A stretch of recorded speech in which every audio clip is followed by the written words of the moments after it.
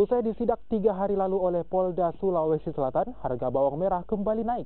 Hal ini diketahui saat Dinas Perdagangan Makassar memeriksa harga sejumlah bahan pokok di Pasar Baru, Makassar.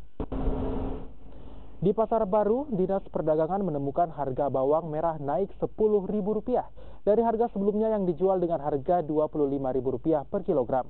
Padahal 3 hari sebelumnya Kapolda bersama tim Satgas Pangan bersama pemerintah Provinsi Sulawesi Selatan juga melakukan sidak di sejumlah pasar. Pedagang beralasan kenaikan harga terpaksa dilakukan karena harga beli di distributor naik Rp5 hingga Rp8.000. Selain harga bawang merah, harga telur ayam juga naik sebesar Rp3.000 dari harga sebelumnya Rp45.000 menjadi Rp48.000 per rak. Memang ada sedikit terjadi perbedaan harga dari hasil pantauan yang kemarin. Kemarin bawang merah itu Rp25.000.